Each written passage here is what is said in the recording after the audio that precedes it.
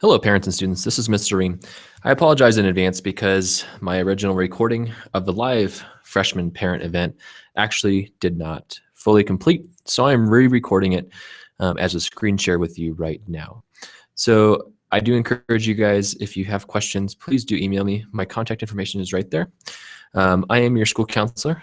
Again, my name is Jeff Ream, and I look forward to meeting you in person. However, my email is typically the easiest way to actually get a hold of me. We'll work on getting through this presentation, and there's a lot of important information that we will go through together. So please take the time to watch this. And if you find that you know something already, feel free to fast forward through that to the next important area that we're going to talk about. At the meeting, I did highlight a few different things. The first of all is coming up on October 8th from 3 p.m. to 5 p.m. at North Tahoe High School. This is what's called the College Admissions Mock Case Study. And we're going to be joining with some other schools in the area to bring several different college admissions representatives to North Tahoe High School from University of Chicago, Berkeley, UCLA, Linfield College, Miami of Ohio, St. Lawrence, and Birmingham Southern College to walk us through a mock admissions panel. You will actually become a member of the admissions team. So we look forward to being able to have you participate in that event. So it should be pretty awesome. It is open to grades 9 through 12 plus your parents. And registration is highly requested. We're not going to turn you away, but it helps us be able to know where to place you. One important note is that this is not a college fair. We will not be having people select which schools they want to join. We will be assigning which schools you will be joining the admissions teams for.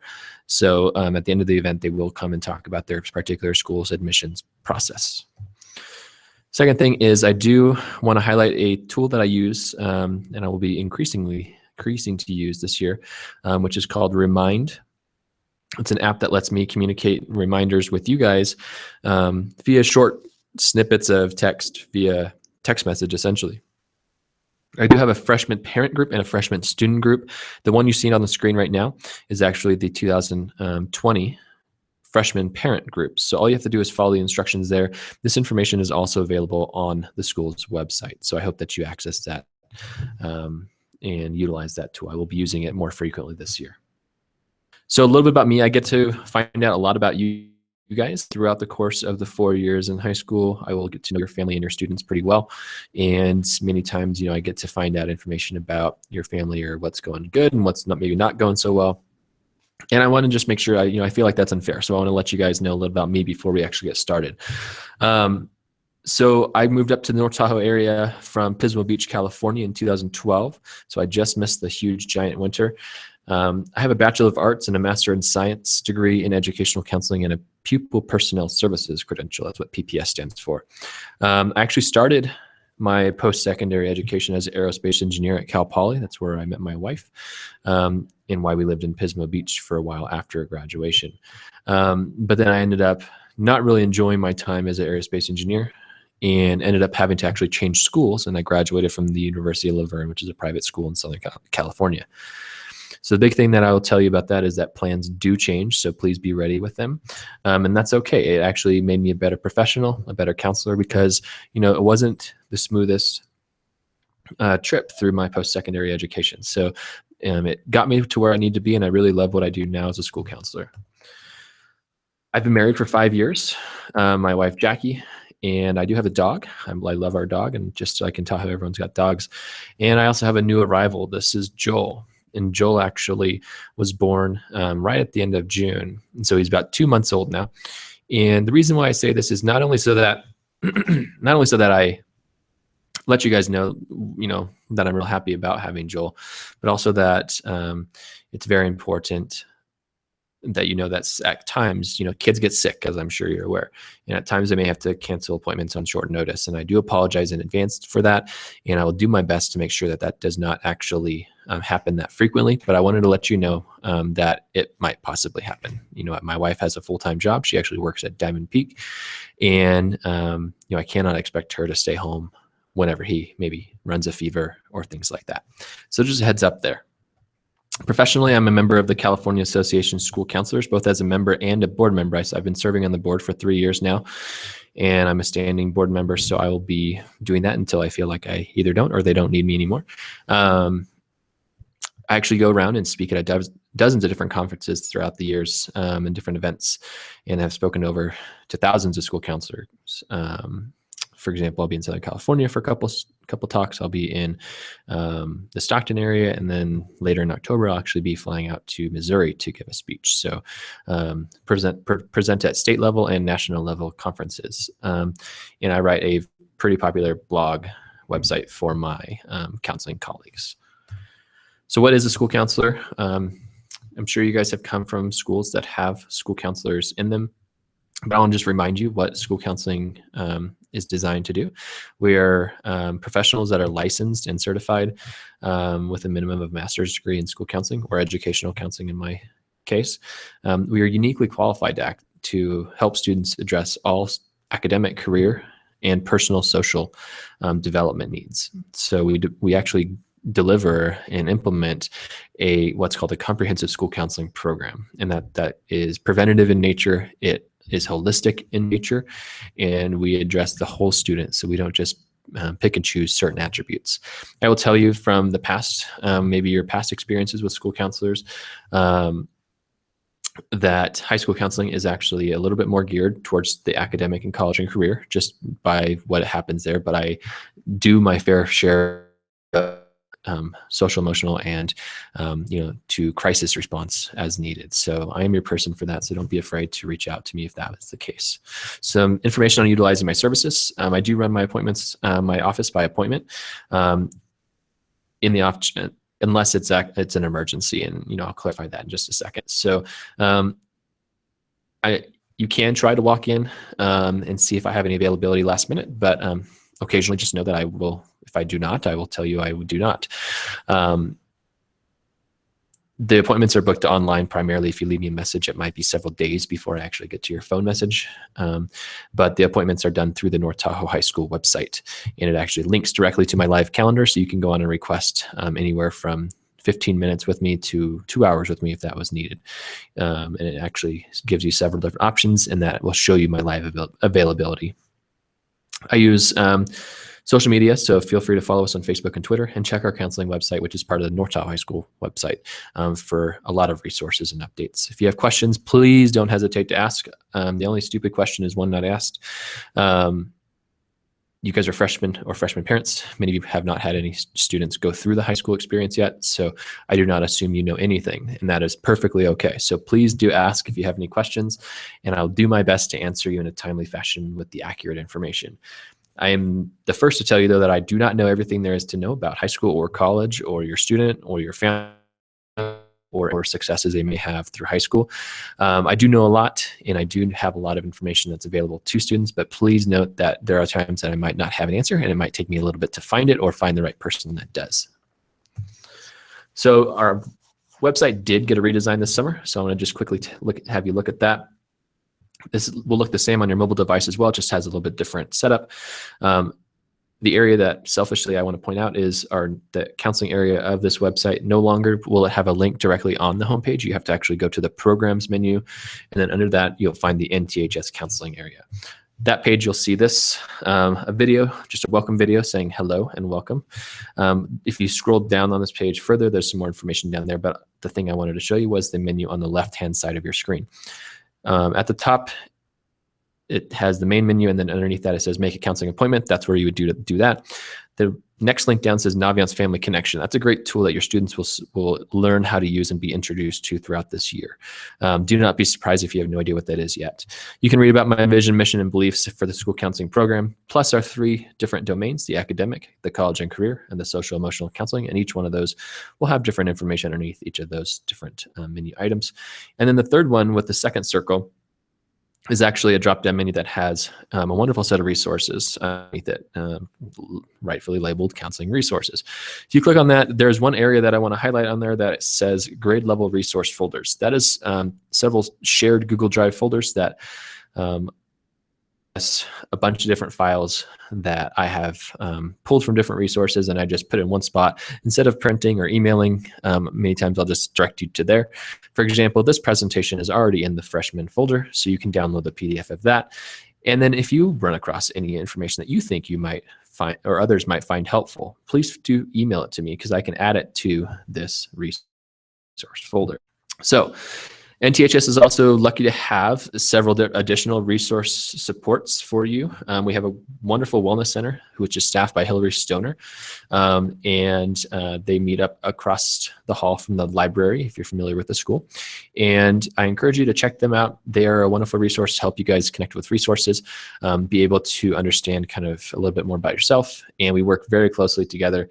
While Hillary is not a counselor or a therapist, she does have a great listening ear as a wonderful, caring adult, and she makes really great connections with students. It's also a very comfy place to sit. They have bean bags and couches and tea and snacks sometimes. So I would encourage your student or yourself to make an appointment, or your student can swing by there typically during brunch or lunch, or by appointment with teacher permission. We have a school psychologist 3 days a week. They typically work with our special education students, but can see a student in crisis as well. We have plans currently to hire another school counselor to work with what will likely be the 9th grade class. However, we have not found the right person. So as that process develops, I will keep you guys updated, but I wanted to give you guys that information. We also have a health navigator available for any referrals. You may be having trouble maybe accessing student health resources, whether that's dental or health or vision, and just feel free to reach out to me, and there's a referral process for that. Finally, Challenge Day is coming up on October 27th. That is a great all 9th grade process from 7:30 to 2:30, and it's a school day event in the North Tahoe High School gym. There's a website there. I would encourage you to check it out. It's a wonderful way that unites the 9th grade class, plus the staff and older students that attend and participate in the event as well. It is fairly emotional, but it is a lot of fun, and students really learn about themselves and about the other students in their class as well, that maybe have different life experiences and from their own experience. So a couple things I want to highlight as we go into this quick talk is I want to make sure that we have some ideas for our norms as parents and students. So parents, if you're watching this, it's going to be a little bit challenging sometimes because I'm going to ask you to do some hard things. But parents, I promise it will help you and it will help your students. So one, and probably the first most important thing, is to encourage and support your scholar, but do not take away their responsibility. Okay, I see this a lot, especially with 9th and 10th grade parents, is that, oh, their homework was just almost done, so I finished it for them, or their paper didn't get turned in, so I brought it to school for them. So every time that a student might step in and take the responsibility level away from their parents, from their students, it will typically give them more opportunity to make that happen in the future. So I'd highly encourage you guys to allow your student to learn from some of their mistakes. Allow them to, think about it. Is it really required that your student really has their athletic cleats at football or soccer practice today because they forgot them at home? Most likely not. But will they learn from that experience? Yeah, maybe not this one time, but over time they will. Okay, they are going to be adults in 4 very short years, and part of our job is not just teaching them biology, English, mathematics. Part of it is actually teaching them how to become an adult and be responsible for that. So I'd highly encourage you guys, think about how you're interacting and what you were telling your student when you, for lack of a better term, rescue them from some of these learning opportunities. The second thing is to begin talking about life after high school. Okay, this is very important. This will come very quickly. Your students don't think necessarily that this is very far away. However, those 4 years of high school will go very quickly. Just ask a parent of a senior who's graduating this year. Students often see it as what I'm doing now does not really matter. I don't have to think about that yet.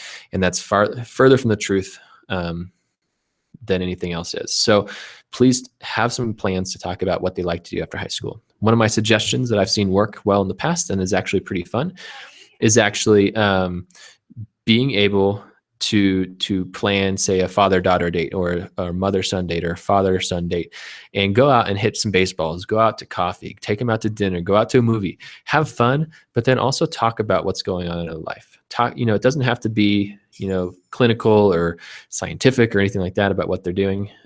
Just make sure that you are talking to them about what's important to them and encourage them to start thinking about it. If you do that once a month, I promise by the time they're a junior or senior, not only will your relationship be pretty great, but they will have a better idea of kind of what your expectations are, what your thoughts are. Plus, you will have an idea of what they really want to do.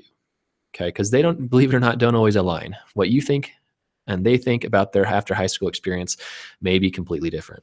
And finally, help your scholars stay on track and make forward progress. That's going to be useful through our parent Aries portal. So please just make sure that you can actually use that to follow along with their information. Students, if you're watching this, start thinking about your future colleges and job choices now. Doesn't mean that you need to make a decision, but that's something that you should just be paying attention to. Second is starting to keep a calendar and an organization system to help you keep all of these things together. As you get older, more and more responsibility will be placed on you, so please make sure that you are not misplacing items like important paperwork, missing deadlines like our add drop deadline, or college application deadlines, or financial aid deadlines, or test sign-up deadlines. There's a lot of deadlines that we'll see coming up, which is the next bullet point. These do matter. In high school, we try to model a level of college expectations as well. One reason why we have an add drop deadline as well. But another thing is we do pay pretty strict attention to deadlines. When we say something is due, at least in my world, it's pretty much due. Parents, just a side note, I usually try to set as many deadlines a little bit earlier because I know that students do miss deadlines at times, and I want to give you guys that level. But if you ever see big, bold, red, underlined, giant font things that say this is a hard deadline, please note that is the hard deadline. I cannot extend it. And typically I do not extend deadlines at all, but I'm just giving you the heads up in case you accidentally do miss something. Please contact me to make sure it wasn't something I possibly could squeeze in a little bit earlier, but I cannot promise. Lastly is create good relationships with teachers. This relationship will be very important because as you get into junior and senior year, you're going to start needing things called recommendations. Those are things for college. It also just makes high school a more fun and enjoyable experience for you. Having, being at odds with teachers is never a fun thing. You will like class much more and you will learn more if you create positive relationships with your teachers. So I'd encourage that. We are actually working throughout this year on a curriculum in your Pathways class, which is an advisory level class with all of your 9th grade peers that will go through communication. This Pathways curriculum was developed by and suggested by parents and students in older grades, saying what is most important for 9th graders to learn. For me, and what they told me in my counseling advisory team is it is communication with teachers and with their peers.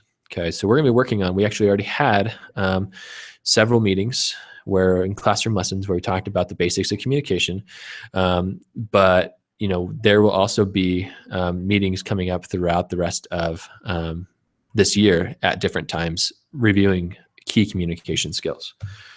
So some common problems that we typically see freshmen take is one is this lack of consideration of future consequences. Okay, what that means is there's actually a physical deficiency that all students have, and what that is your prefrontal cortex is actually it's not maldeveloped, it's underdeveloped. It's not fully ready yet. It's not fully cooked. And so what that does is it creates a problem that we see kind of heightened the most in these teenage years, these high school years of students are going to do something because it sounds good at that time. They don't really consider what that will impact in the future. Okay. And so it's not, sometimes it's a bad choice, but sometimes it's actually something that they literally cannot help. So as parents, we need to kind of keep an eye out for that, try not to rescue as much as possible, but we need to just know that might happen. All right. So they oftentimes will make short-term decisions and sacrifice those long-term gains. Okay. So they might choose to hang out with their friends rather than do their homework, which causes them to then fail their English class, which at the time doesn't sound that bad. But later on, when they can't graduate or go to college, that is a big deal. They also avoid talking to school staff and teachers. That's something that they just need to make sure that they don't do. It makes, like I said, makes school more enjoyable. Plus, it also pays off much later. They think of senior year as light years in the future. Senior year will be coming very quickly, and things that maybe you thought you could put off or your student thought you could put off will soon be very quickly in the forefront of your attention. They create academic holes that are difficult to recover from. This is important because these holes are often, we most often see them in 9th and 10th grade, and many times in core subjects where they might get an F, or sometimes even worse is get a D, where you can get graduation credit, but you don't get college credit for that class. And so they actually create these holes where they have trouble sometimes kind of filling them in later when maybe they did decide what they wanted to do when they quote unquote grow up. And they don't seek help when they need it, whether that's academic help, social help, emotional help. They don't, they're in a new environment. Many times they don't know the teachers. They don't know the office staff. They don't know many, I don't know many freshmen yet. And so many times they'll kind of keep things in. So keep an eye on your freshmen. Make sure that they're doing okay. If they're not, or if you have questions or concerns, feel free to email me or give me a call or set up an appointment. A couple of things that we handed out at this meeting. One of them is our high school graduation and college entrance requirements. Okay, this is available in the front office if you want to pick up a paper copy. And so we're going to talk through a little bit about this, and we're actually going to touch on briefly some high school and college requirements and compare the two together. So as you can see, we're going to be looking at these blue and green columns. Blue column on the left-hand side of your screen is the high school graduation requirements. And the green one is actually the 2-year or junior college entrance requirements. And if you took the time to look at this, it would actually be exactly the same column. Do that on purpose because there's no additional requirements apart from high school graduation required for junior college, community college, 2-year college.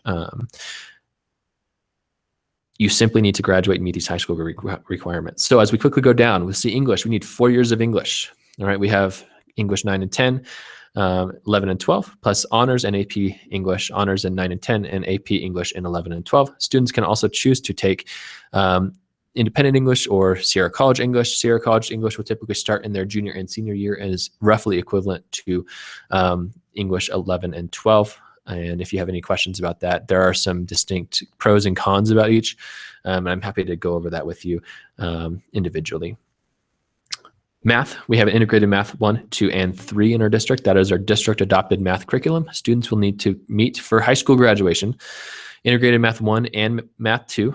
All these high school graduations, by the way, must be D- or better. Students do earn high school graduation credit with a D-, which will have a distinct difference between the college entrance requirements coming up. That integrated math 1 and 2 with a D or better, plus one more math class. Okay, so that could be integrated math 3. It could also be our business math or consumer math course. We have 2 science requirements, 1 year of a life science and 1 year of a physical science. We have 3 years of history required, modern world history, US history, and government economics.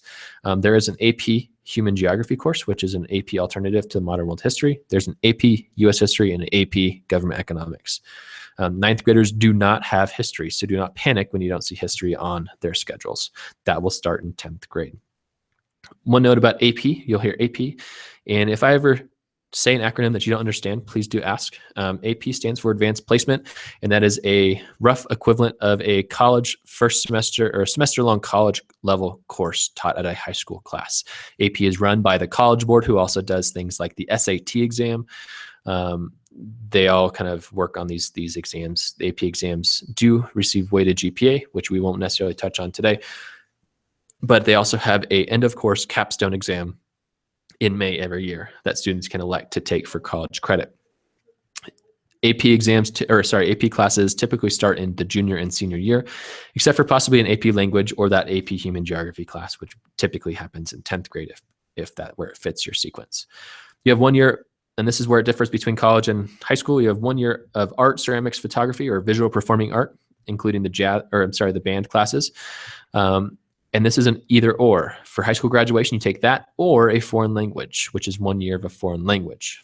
All right, so that's where it's different between college and high school. You need 10 credits or 1 year of either of those 2 areas. You need 1 year, and this is different from college as well because there's not a career technical education or CTE requirement for college purposes, but in the district of TTUSD, you do have to take 1 year of CTE, which at our school is culinary or engineering tech, and there are actually multiple pathways of that engineering and culinary classes, which also has a internship experience as well a little later on in that pathway. It's a very strong pathway, and I would encourage you to consider taking multiple years of those classes. If you have more questions or want some more information about that, feel free to reach out to me as well. And then for high school graduation, we also have PE and health requirements. So you're going to need 1 year of PE with health embedded in that class and 1 year of PE with no health. We do allow independent study PE through our school. And then we could also look for health online if that was of concern of yours. That is high school graduation. As we go into the college requirements, we're going to walk through what's called the A through G requirements. The A through G is the CSU, or California State University, and UC, University of California, minimum entrance requirements for those four-year universities. Okay, so each of these letters will have a different subject requirement, and this is where grades do matter a little bit more. All right, so while, like I said, for high school graduation, you can pass and graduate. If you got all D minuses, we would not like it, but you can. With college requirements, you must pass with a C minus or better, or it does not count towards college. So an English class passed with a D will count for graduation, but will not count towards college. Okay. So A is history. You have 2 years of required history.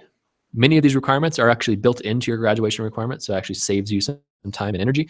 So please make sure that you pay attention there. But history, as long as you're passing your classes, you will have the requisite number of years of history to enter a four-year university. English as well, just like with our graduation, you need 4 years of English. Again, main difference is going to be that grade. And most students who are going to become competitive, I would highly suggest considering honors and AP level coursework in English. C is math. So math is a little bit different because, like I said, for graduation, you need 1, 2, plus one more. In math for college, you need integrated maths 1, 2, and 3, bare minimum. So you must get through integrated math 3 to be eligible for college. And that green number 4 at the top means a fourth year level of math is highly suggested.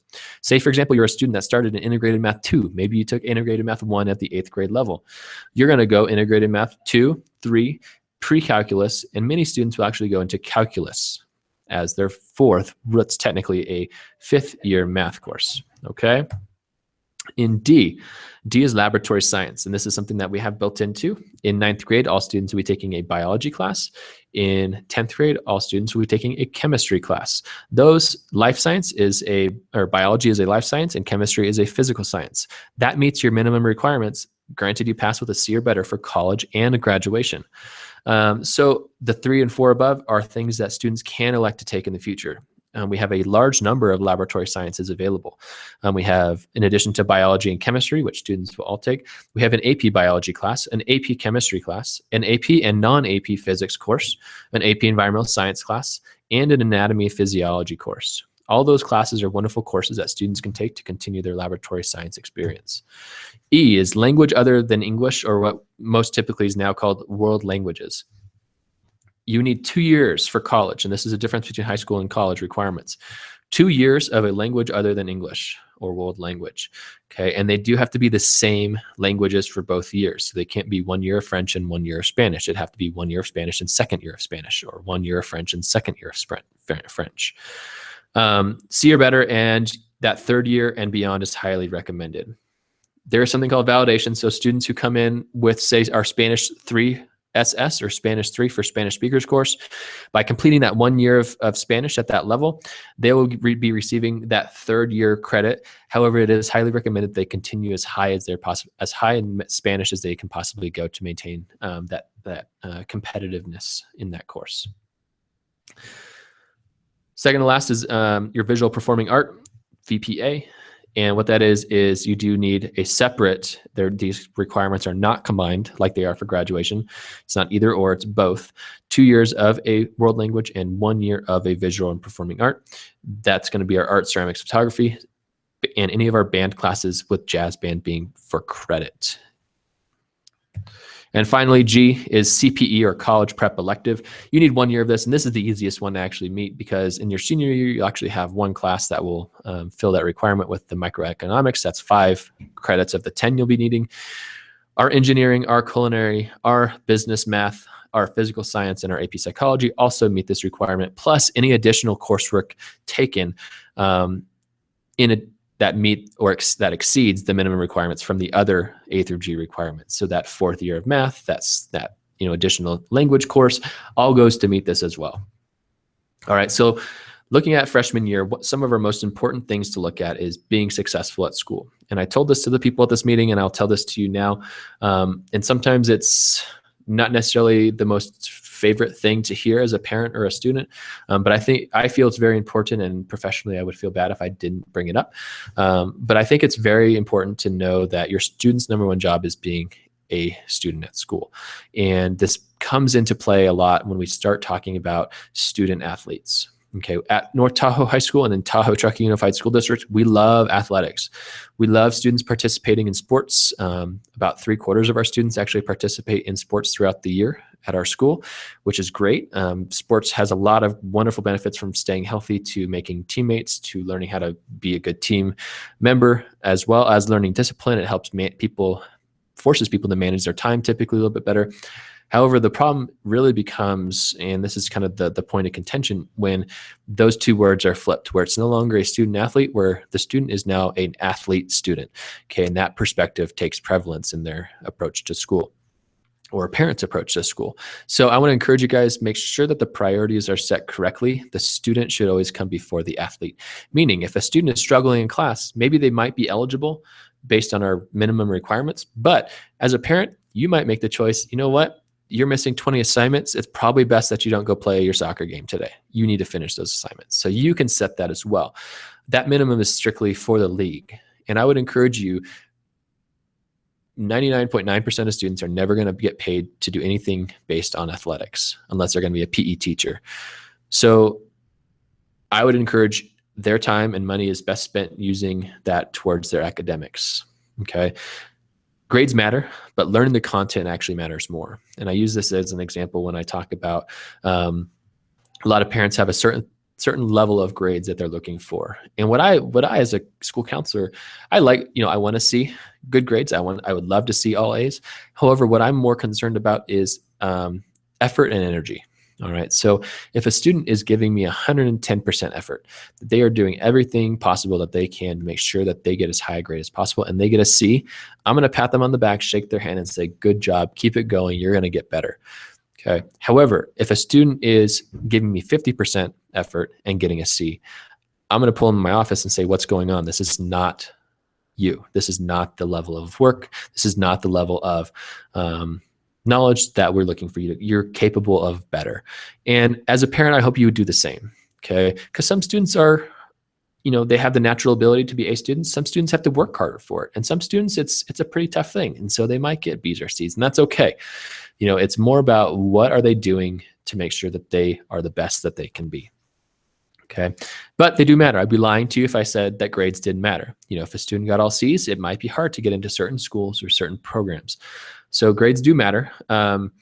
So one thing to keep in mind is CSUs and UCs, our state school institutions, do look at 9th grade marks for admissions, but only to meet their minimum requirements and to see their course of study. The 9th grade is actually not calculated into their GPA. So at those state institutions, they actually throw those out. Learning that content in that class is actually more important than that grade, though, because if they don't learn the content but they got an A, they didn't really learn anything. They memorized things. And then 2, it's going to be harder because many of these classes actually build upon each other. They're going to need to access the information from 9th grade, possibly in senior year, whether that's during testing, during college applications, during additional coursework. So please just make sure you do that. Second thing is learn the system. Find out what type of learner students are. We have a wonderful tool called Naviance that, like I said, we'll go into in 9th grade. But it has a wonderful tool called a learning style inventory that students can take. I would highly encourage you to take that. And we will actually do that in their Pathways class a little later this year. But it lets students know, are you a visual, auditory, kinesthetic? Because that's an important thing for students to learn.